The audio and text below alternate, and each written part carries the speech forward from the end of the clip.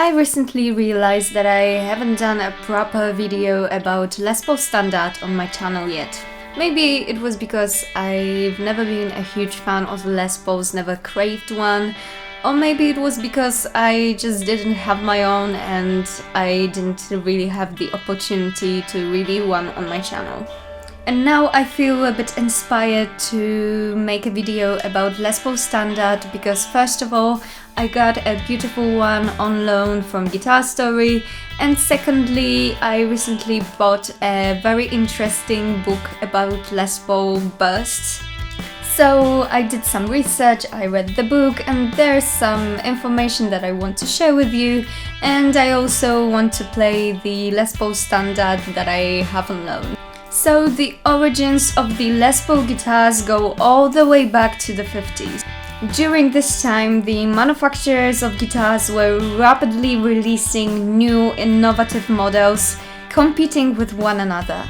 This period would produce countless of iconic guitars and is acknowledged as the golden era of electric guitars. Released in 1952, Les Paul is arguably Gibson's biggest success and one of the greatest designs. It was made in direct response to Fender Telecaster, which when released in 1950, it highlighted the potential of solid body guitars. So Gibson approached Les Paul for the advice for the new product, as before they were only producing banjos, mandolins and hollow body guitars. Though it isn't really clear how much Les Paul really contributed to the design, his name would become forever linked with this guitar model. When Les Paul made its debut in 1952, it looked like that. So a gold top with P90s pickups. In 1958 though, the holy grail Les Pauls were brought into this world and the new model was named Les Paul Standard. There came a big change in the design, and the biggest changes were for sure the pickups, because they used the humbucker pickups for the first time in Les Pauls, and also the top changed from gold top to the famous Sunburst. 58 Les Paul Standard featured the innovative humbucking pickup designed by Seth Lover, and the main goal for this pickup was to reduce the hum so the guitar could be played louder but without this annoying noise problem. And in 1958, Gibson attached a small sticker to the bottom of the pickup plate and it read patent applied for, so PAF. And since then the PAF became sort of a buzzword for guitar enthusiasts. As for the finish change from gold top to Sunburst, the reason was probably the competition.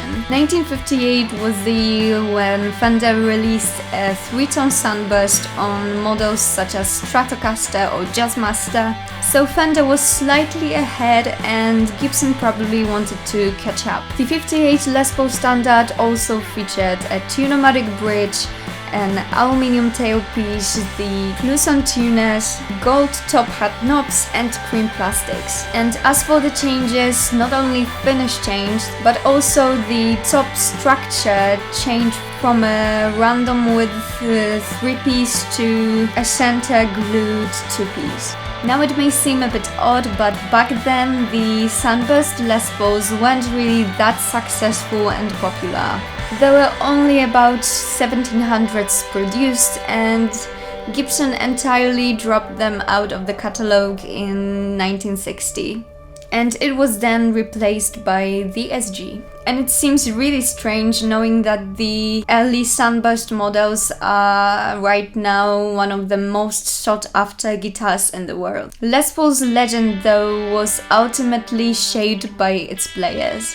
So growing interest shown by players such as Eric Clapton, Keith Richards or Jimmy Page led to Gibson reintroducing the Les Paul Standard back in 1968. Since then, Gibson never stopped making Les Pauls, and the Les Paul Standard is the flagship model. Along the Fender Stratocaster, I think it's the most recognizable electric guitar silhouette. So the Les Paul that I have on loan is a 2016 Les Paul Standard, and as you can see, it pretty much resembles the original 58 Les Paul Standard when it comes to the whole design. This one has been refinished and I honestly think it did it good. Previously, it was a typical pretty intense cherry sunburst finish, and I think I like this color a lot more. It's got a very pretty flame maple finish in a nice color. And also the tuners were swapped from the Grover ones to the Cluson Deluxe. It's got 2 humbucker pickups imitating the original PAF sound, 4 controls, 2 volume and 2 tone, and a 3-way switch. So before I get to the playing, please make sure to subscribe to my channel and to hit thumbs up under this video if you're enjoying it so far. And now I'm going to plug this one into my Marshall Valvestate for some classic Les Paul sounds, so here we go.